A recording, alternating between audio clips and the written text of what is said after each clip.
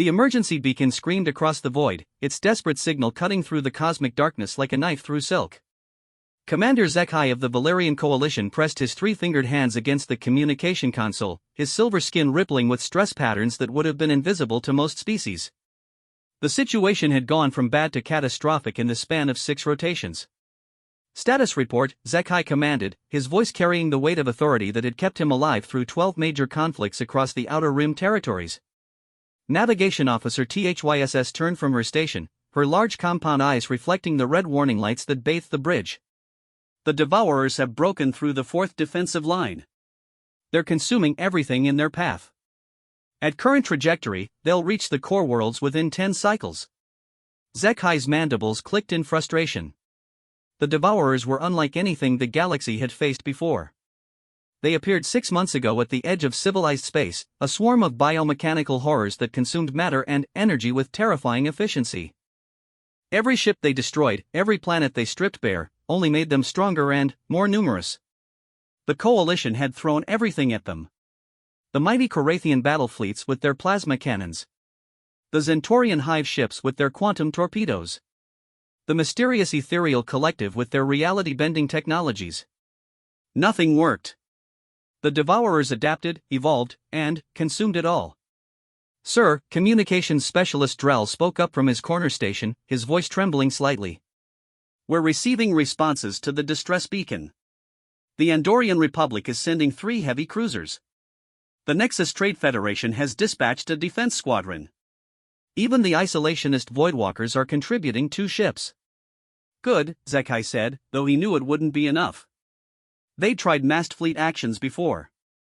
The Devourers just grew stronger with each ship they consumed. "Any word from the deep space monitoring stations? Any other civilizations responding?" Drall hesitated, checking his readings twice before responding. "Sir, there's something strange.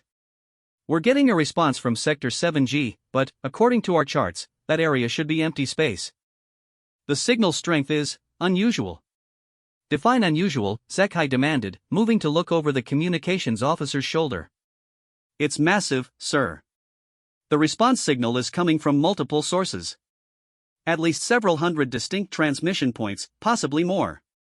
The power output readings don't make sense. Either our equipment is malfunctioning, or whatever's out there has energy signatures far beyond anything we've cataloged."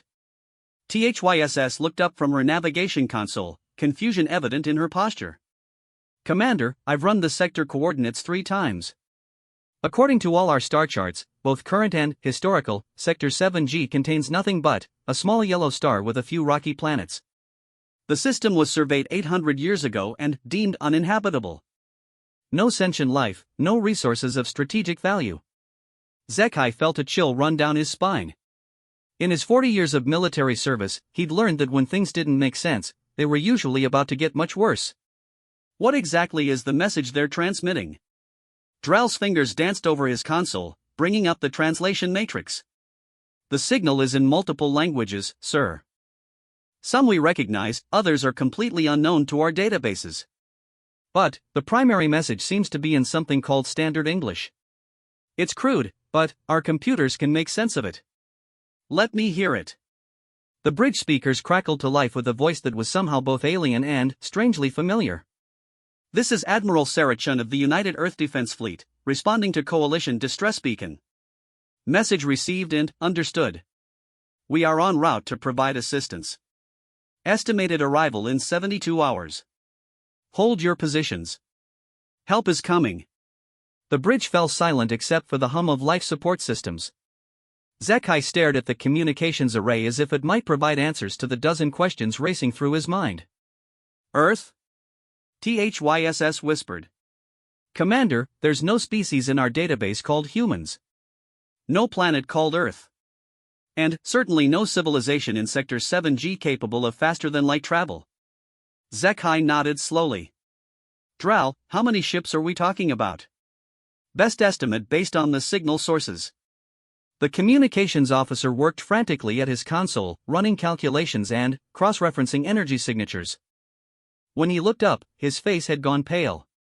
"Sir, based on the distinct transmission points and energy readings, I estimate at minimum 800 vessels." possibly more than 1,000. Impossible, THYSS breathed. The largest fleet in recorded history was the Grand Alliance Armada that fought the Chaos Wars. That was 600 ships from 12 different species, and it took 50 years to assemble. Run a diagnostic on all sensors, Zek-Hi ordered. I want to make sure we're not looking at some kind of sensor ghost or enemy deception. While his crew worked, Zek-Hi found himself staring at the tactical display showing the approaching Devourer swarm. They moved like a plague across space, consuming everything in their path and growing stronger with each meal. The Coalition's greatest minds had tried to find a weakness, some flaw in their seemingly perfect adaptation, but the Devourers always evolved faster than anyone could develop countermeasures. Diagnostics complete, sir, THYSS reported. All systems functioning normally. The readings are accurate. Sir, Drell interrupted, we're receiving another transmission from the same source. This one's different. Play it. A new voice came through the speakers, deeper and carrying what sounded like barely contained fury. This is General Marcus Rodriguez, 12th Marine Expeditionary Force. We've reviewed your tactical data on these Devourers. We've seen this type of threat before. Beginning immediate deployment protocols. Any coalition forces in the affected sectors should maintain minimum safe distance and prepare for unconventional warfare tactics. Zek-Hi exchanged glances with his officers. Unconventional warfare? Against an enemy that adapted to everything thrown at it? Sir, THYSS said quietly, I'm detecting massive hyperspace disturbances approaching from Sector 7G, whatever's coming, it's big. Really big.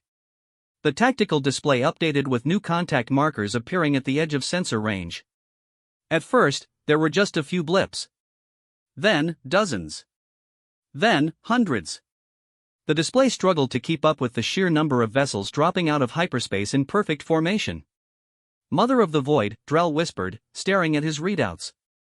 Commander, I'm reading over 1,200 distinct vessels. The energy signatures are unlike anything in our database. Some of these ships are massive, bigger than our largest dreadnoughts.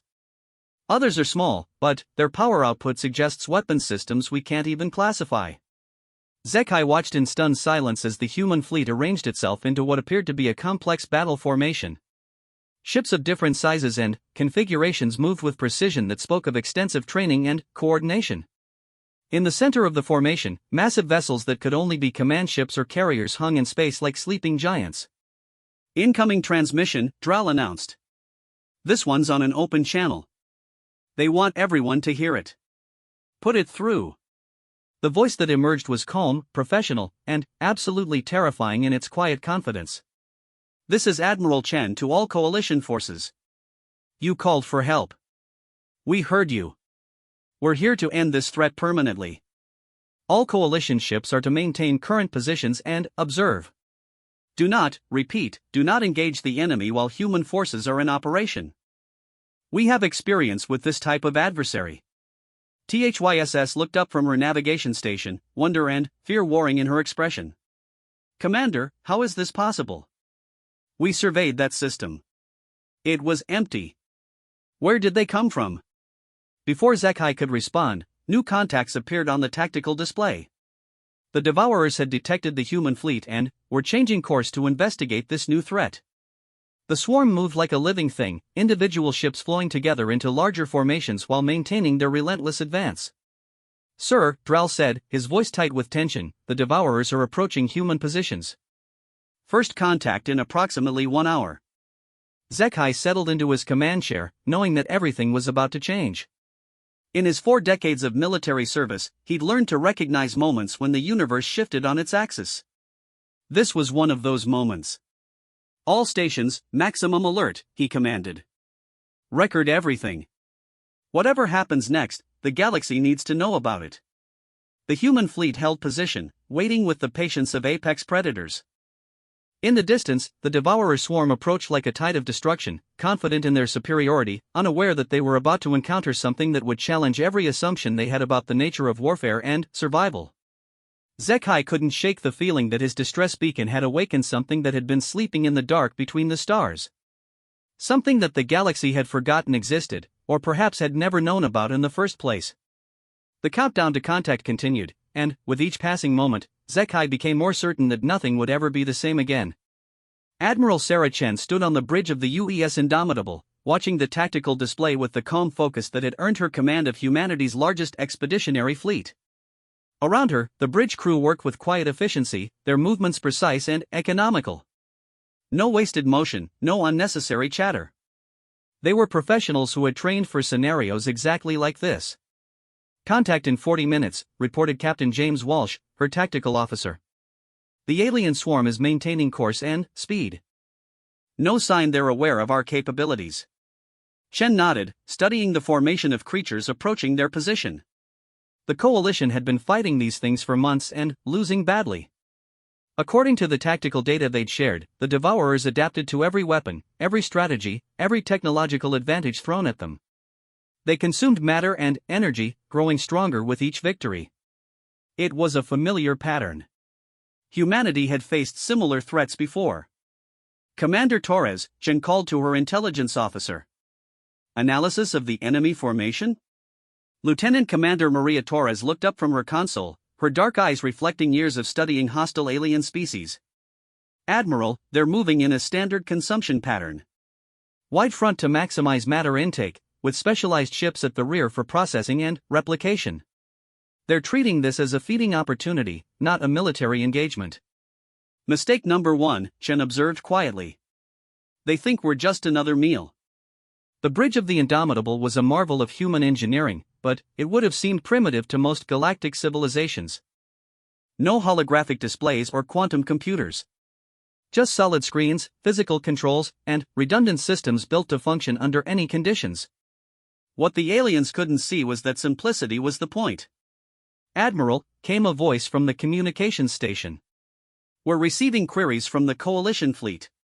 They want to know our engagement strategy." Chen smiled grimly. "Tell them to watch and learn. Mr. Walsh, begin Phase 1. The human fleet began to move. To the watching coalition forces, it probably looked like a standard approach formation. Ships spreading out, maintaining distance, weapons powering up. What they couldn't see was the subtle complexity of what was really happening. "Stealth packages deployed," reported Commander Lisa Park from the electronic warfare station. "Ghost Fleet is moving into position." Chen nodded. While the main fleet moved openly toward the Devourers, dozens of smaller vessels had separated and vanished from sensors using humanity's latest stealth technology. They were taking positions throughout the battlespace, invisible to both the Devourers and the coalition observers. "Admiral," Walsh announced, "enemy swarm has begun tactical adaptation. They're analyzing our ships and modifying their approach accordingly." "Right on schedule." "What are they changing?" "Hull configurations adapting to resist plasma and particle beam weapons. Energy shielding reconfiguring for standard naval engagement patterns. They're preparing for conventional space combat." Chen allowed herself a small smile. "Mistake number 2. They think we fight conventionally." The Devourers had consumed enough galactic fleets to understand standard space warfare. Energy weapons, missiles, fighters, boarding actions. They'd adapted to all of it, developed countermeasures and improvements that made them stronger than the sum of their consumed parts. What they hadn't encountered was humanity's approach to warfare. "Contact in 15 minutes, Walsh reported. "All stealth assets in position. Marine dropships standing by. Weapons platforms ready for activation." Chen opened a fleet-wide communication channel. "All ships, this is Admiral Chen. Remember, we're not fighting ships or even aliens. We're fighting a virus that thinks it's intelligent. Treat it accordingly. Execute Plan Omega." The human fleet suddenly scattered. Ships that had been moving in formation spread out in what looked like complete chaos. To the coalition observers, it must have appeared that the humans were retreating or losing control of their fleet. The Devourers immediately began pursuit, their formation adapting to chase down the fleeing human vessels. Individual Devourer ships accelerated, breaking formation to run down what appeared to be easy targets. "Now," Shin said quietly. Space erupted in violence, but not the kind anyone expected. The fleeing human ships suddenly reversed course, their apparent retreat revealed as an elaborate lure. But the real surprise came from the darkness between the stars. The stealth fleet materialized as if from nothing, appearing in perfect positions to catch the scattered Devourer forces in crossfire. But even that wasn't the real attack. Kinetic platforms firing, reported Walsh. Hidden throughout the battle space, humanity had positioned weapons that the galaxy had forgotten were possible. Not energy weapons that could be adapted to, not exotic technologies that could be analyzed and countered. Simple kinetic weapons. Railguns firing solid projectiles at significant fractions of light speed. The Devourers had no defense against a chunk of tungsten traveling at 30% of light speed. Their adaptive armor was designed to handle energy, not kinetic impact. Their shields were configured for directed energy weapons, not solid matter moving at relativistic speeds. Devourer ships began exploding in brilliant flashes as kinetic projectiles tore through them like tissue paper. The aliens tried to adapt, changing their defensive configurations, but there was nothing to adapt to. Kinetic energy was kinetic energy, and momentum was momentum. Physics didn't negotiate. Secondary phase initiating, announced Commander Park. Electronic warfare protocols active. While the kinetic weapons caused massive damage, humanity's electronic warfare specialists went to work. Every piece of technology the Devourers had adapted from their victims became a vulnerability. The quantum processors they'd copied from the Zentorians, the plasma conduits adapted from Corathian designs, the exotic matter containment systems reverse-engineered from a dozen different species. Humanity had fought all those species at one point or another. They knew the weaknesses. Devourer ships began losing control as their hybrid systems turned against them. Navigation failed, weapons malfunctioned, communication networks collapsed. The adaptive technology that made them stronger became a liability when someone knew exactly how to exploit it. Admiral, Torres reported from her console, the enemy is attempting to regroup. They're trying to analyze our weapons and develop countermeasures. How long until they figure out the kinetic weapons?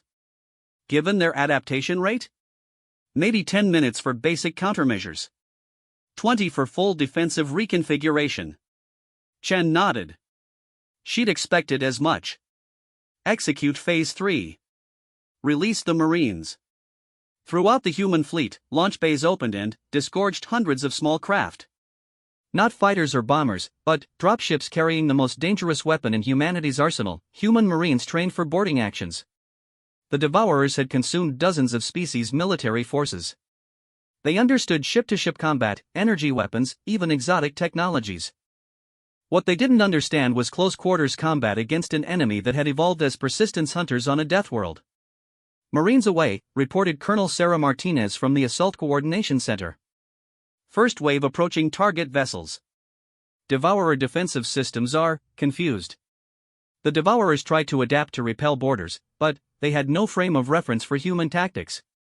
Their absorbed knowledge included energy shields, automated defenses, even toxic environments. But they'd never encountered an enemy that would fight with explosives in a confined space, or use their own ship systems as weapons. Human Marines cut their way through Devourer hulls with plasma torches, fought through corridors using weapons designed for maximum lethality in close quarters, and systematically disabled ships from the inside out. When the Devourers adapted to seal breaches, the Marines used those sealed sections as pressure bombs. When they reinforced critical systems, the Marines used the reinforcements as shrapnel by overloading the very systems being protected. Enemy adaptation rate dropping significantly, Torres reported. They're having difficulty processing our tactical approach. Why? Chen asked, though she suspected she already knew. Their entire methodology is based on analyzing and improving upon existing technologies and strategies. But, Admiral, we're not using advanced technology. We're using primitive kinetics, basic explosives, and brute force tactics that predate most galactic civilizations by millennia. They have nothing to analyze because we're fighting like barbarians. Chen smiled. Exactly as planned.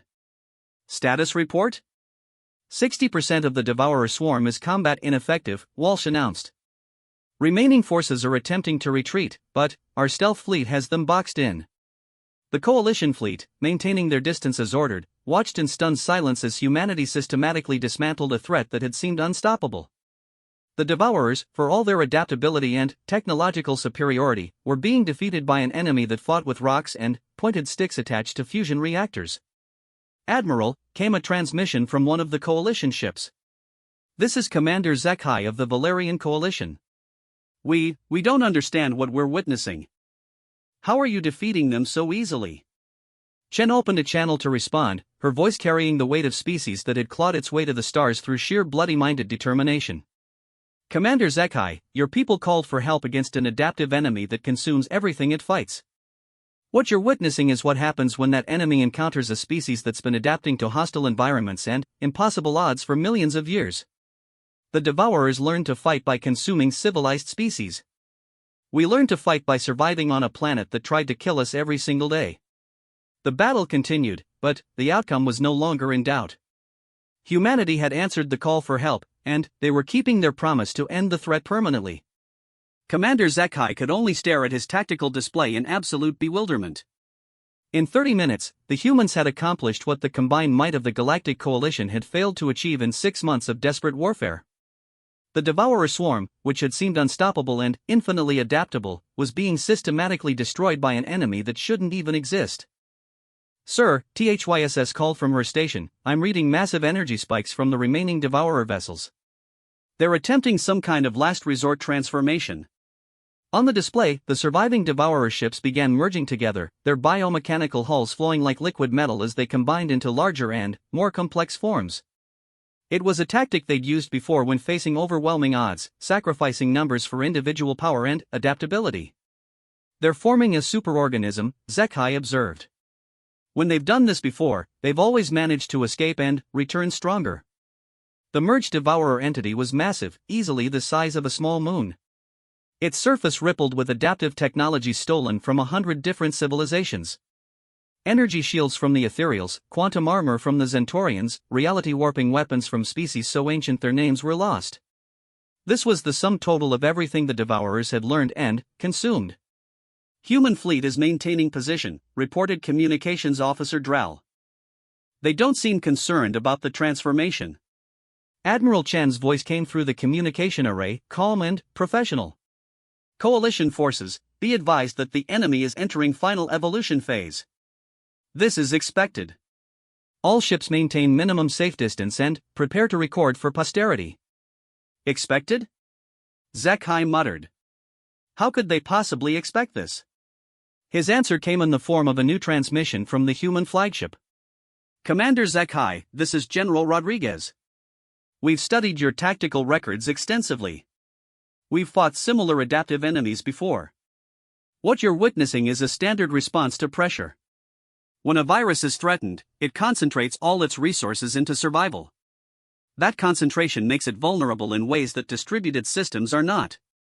The merged Devourer entity began moving toward the human fleet, its weapons charging with power that made space itself ripple. Energy readings spiked beyond anything in the Coalition's database as the creature prepared to unleash the accumulated firepower of dozens of absorbed civilizations. Human vessels are not retreating, THYSS observed with something approaching awe. They're actually moving closer to the target. What happened next would be debated in military academies across the galaxy for generations to come. The human fleet didn't scatter or take defensive positions. Instead, they formed what appeared to be a standard attack formation and accelerated directly toward the massive Devourer entity. The creature fired first, unleashing a barrage of exotic weapons that should have annihilated any fleet. Quantum disruptors that unraveled matter at the subatomic level. Plasma beams hot enough to ignite gas giants. Reality warpers that twisted spacetime into impossible shapes. The human ships flew straight through it all. Impossible, Drell whispered. Those weapons should have destroyed them instantly. Incoming transmission from the human fleet, THYSS announced. All Coalition forces, this is Admiral Chen. What you're observing is the primary weakness of adaptive technology. The Devourers have absorbed so many different defensive and offensive systems that their merged form is running thousands of different protocols simultaneously. Each system is trying to adapt to different threats based on different tactical databases. They're experiencing cascade failure as their systems conflict with each other. Zekhai understood immediately. The Devourers had become victims of their own adaptability. Like a computer virus trying to run too many programs at once, the merged entity was consuming its own processing power trying to manage incompatible systems. But the humans weren't done. Initiating Phase 4, came General Rodriguez's voice. All Marines, execute deep strike protocol. From the human ships launched what looked like standard assault pods, but these were different. Instead of trying to breach the creature's hull, they drove deep into its structure like spears, carrying payloads that began detonating in carefully timed sequences. They're not trying to destroy it, Zekai realized. They're performing surgery. The human Marines weren't attacking randomly. They were targeting specific systems, cutting out the incompatible technologies that were causing the cascade failures, forcing the creature to rely on its original adaptive framework rather than its stolen enhancements. Brilliant, THYSS breathed. They're not fighting the adaptations. They're removing them. As the Marines worked, the massive devourer entity began to collapse in on itself. Stripped of its stolen technologies, it reverted to its original form, but without the accumulated mass and energy it had started with. What had been a moon-sized threat was rapidly becoming something the size of a large asteroid. Final phase, Admiral Chen announced. All units, implement containment protocol. The human fleet surrounded the weakened devourer entity, but they didn't destroy it. Instead, they activated some kind of stasis field that froze it in space and time. Why aren't they finishing it? Zekai wondered aloud. His answer came from an unexpected source. A new voice joined the communication channel, speaking with the authority of someone accustomed to making decisions that affected entire species. This is Dr. Elizabeth Harper, Director of Xenobiological Research for the Human Scientific Collective. We're not destroying the entity because it represents an unprecedented opportunity to study adaptive biological technology. However, we want to assure the Coalition that the creature is completely contained and poses no further threat. Furthermore, Admiral Chen added, we'll be establishing a permanent monitoring station in this system to ensure the containment remains effective. Any Coalition forces are welcome to participate in joint research efforts, provided they follow established safety protocols. Zekai found his voice. Admiral Chen, Dr. Harper, on behalf of the Coalition, I must ask, who are you people? Where did you come from? How do you even exist? There was a long pause before Admiral Chen responded. Commander, that's a long story. The short version is that 800 years ago, your people surveyed our system and declared it uninhabitable. You weren't wrong. Earth is a death world by galactic standards. Extreme weather, tectonic instability, hostile native life, and environmental conditions that would kill most species within hours. But we evolved there, Dr. Harper continued. Every challenge that would destroy a civilized species made us stronger. We developed technology specifically to survive in impossible conditions. We learned warfare by fighting for survival against our own planet. When we finally achieved space travel, Admiral Chen said, we discovered that the galaxy was full of civilizations that had grown comfortable, predictable. They fought according to rules and conventions. They developed technologies in logical progressions. They adapted to threats in rational ways. We've been watching the Devourer situation for months, General Rodriguez added. We've seen this type of adaptive enemy before. Not exactly the same, but similar principles. The key to defeating them is understanding that adaptation has limits. If you force an adaptive system to handle too many variables simultaneously, it breaks down. Zekai looked around his bridge at his officers, all of whom appeared to be in various states of shock. Admiral, you said you faced similar enemies before. Are you saying Earth has dealt with threats like this? Commander, Dr. Harper replied, Earth has been dealing with threats like this for millions of years. Evolution itself is an adaptive system that consumes and improves. We learned to survive in that environment. Compared to Earth's natural selection process, the Devourers were actually quite predictable. But why help us? THYSS asked. Why answer our distress call? You could have remained hidden. Admiral Chen's response carried a warmth that had been absent from her previous military communications. Because you asked for help, and someone was in danger. That's what decent people do. We may have evolved on a death world, but we didn't let it make us monsters.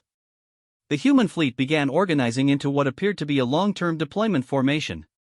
Ships spread out in patrol patterns while larger vessels took position around the contained Devourer entity. Coalition fleet, this is Admiral Chen. The immediate threat has been neutralized. We'll be maintaining a presence here to ensure it stays that way. However, we'd like to extend an invitation. Human space is always open to peaceful contact with other civilizations. We have a lot to learn from each other. Zekai realized that everything had changed. The galaxy had just discovered that one of its empty systems contained a species that could casually defeat threats that had terrorized entire sectors. More than that, they were offering friendship and cooperation. "Admiral," he said formally, "on behalf of the Valerian Coalition and all member species, we accept your offer of peaceful contact." And, thank you. You saved us all. Just returning the favor, Commander. Your distress beacon reached us in the first place because 800 years ago, your survey team left a communication relay in our system. You helped us reach the stars. We're just helping you keep them safe. As the human ships settled into their protective formation, Zekai realized that the galaxy would never be the same. They had accidentally summoned humanity for aid, and an entire armada had answered. But, more than that, they had discovered that sometimes the most dangerous places in the universe produced the most reliable friends. 3 months had passed since the Battle of the Devourer Swarm, and the galaxy was still adapting to the reality of humanity's existence. Commander Zekai stood in the observation deck of the newly constructed Coalition Human Joint Research Station, watching human and alien scientists work together around the contained Devourer entity. The station itself was a marvel of cooperative engineering. Human durability and redundancy combined with Coalition elegance and efficiency. It could survive almost any disaster while providing comfortable living conditions for dozens of different species. "The preliminary reports are fascinating," Dr. Elizabeth Harper said, joining Zekai at the observation window. Over the past 3 months, the human scientist had become a frequent visitor to Coalition space, establishing research partnerships that were revolutionizing xenobiology across multiple sectors. "What have you learned?" Zekai asked, though he wasn't sure he wanted to know. The Devourers had been the galaxy's worst nightmare, and the idea of studying them still made his skin ripple with stress patterns. "The entity isn't actually malevolent," Dr. Harper explained, pulling up a holographic display that showed the creature's internal structure. "It's more like a biological automation system that went out of control. Originally, it was probably designed as a mining or recycling system for some long-dead civilization. But, without proper oversight, it started adapting beyond its original parameters." "You mean someone created them?" "Almost certainly. The base genetic structure is too complex to have evolved naturally. Someone, somewhere, built the perfect adaptive organism for processing raw materials. But, they either lost control of it or went extinct before they could install proper limitations." Zekai studied the display, noting the intricate biological machinery that allowed the creature to consume and adapt to virtually anything. "Could it be reprogrammed? Made safe?" "That's what we're working on. Human programming specialists are collaborating with Centaurian quantum engineers and ethereal consciousness researchers. If we can crack the base code, we might be able to create controlled versions for beneficial purposes. Imagine adaptive organisms that could clean up environmental disasters or process space debris." The idea was both exciting and terrifying. Leave it to humans to look at a galaxy-threatening monster and see potential benefits. "Dr. Harper," Zekai said carefully, "I need to ask something that's been bothering me for months. Your people appeared out of nowhere with a massive fleet and defeated the Devourers like they were a minor inconvenience. How long have you been watching us?" Dr. Harper's expression grew thoughtful. "Longer than you might expect. When your people left that communication relay in our system 800 years ago, they probably didn't realize they were giving us access to galactic communication networks. We've been listening to everything." "Everything?" "Trade negotiations, scientific conferences, military communications, cultural exchanges. We know about the Corathian expansion wars, the Zentorian hive civil conflicts, the ethereal collective's transcendence experiments. We've been studying galactic civilization for centuries." Zekai felt a chill. "Why didn't you make contact before now?" "Because we weren't ready," Dr. Harper said honestly. "Earth spent most of those 800 years trying to figure out how to survive as a species. We had our own wars, our own disasters, our own near-extinction events. We only achieved true planetary unity about 200 years ago. But, you still watched. We watched and we learned. We saw the mistakes other species made, the conflicts that could have been avoided, the technologies that were too dangerous to develop without proper safeguards. By the time we were ready to join galactic society, we knew how to do it safely. A chime indicated an incoming transmission. Communications Officer Drell's voice came through the station speakers. Commander Zekhai, we're receiving a priority message from the Coalition High Council. Admiral Chen is requesting immediate conference. Zekhai and Dr. Harper made their way to the communication center, where Admiral Chen's image appeared in holographic detail.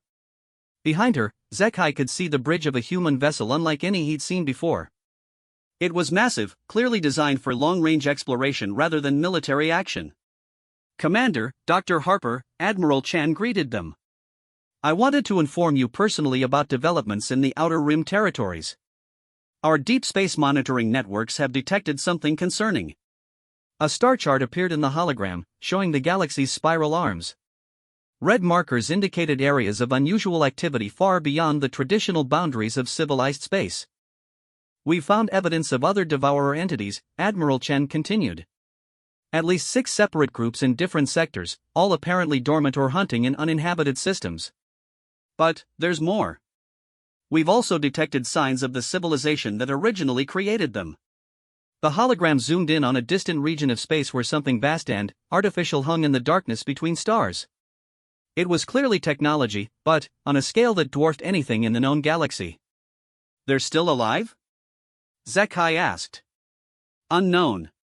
The structures are ancient, possibly millions of years old. But they're still functional and actively monitoring galactic space.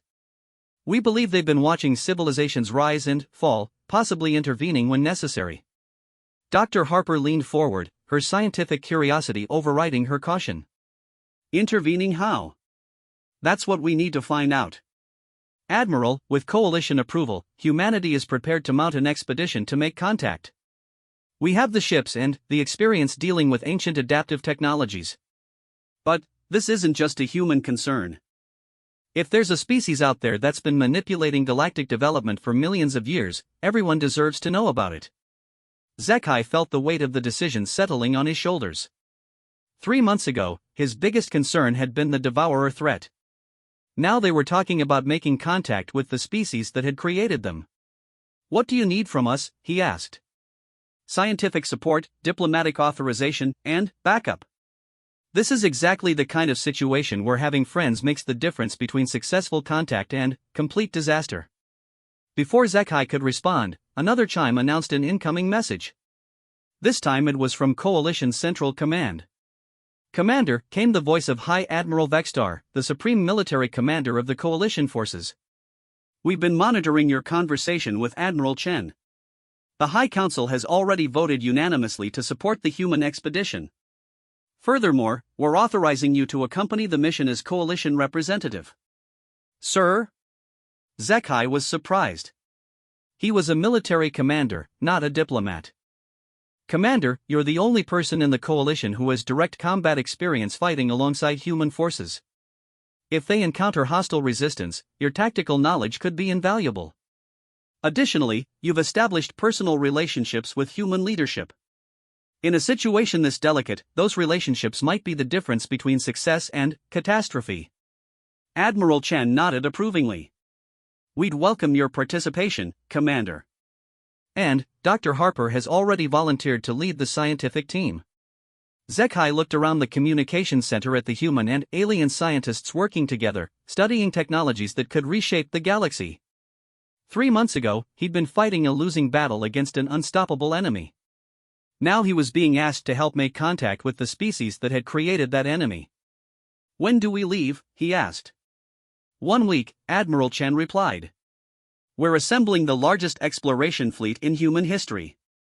12 primary vessels, full scientific and military support, and enough supplies for a mission lasting several years if necessary. Several years? Commander, Dr. Harper said seriously, we're potentially making contact with a species that has watched the galaxy evolve for millions of years. If they're willing to talk, we want to be prepared to listen for as long as it takes.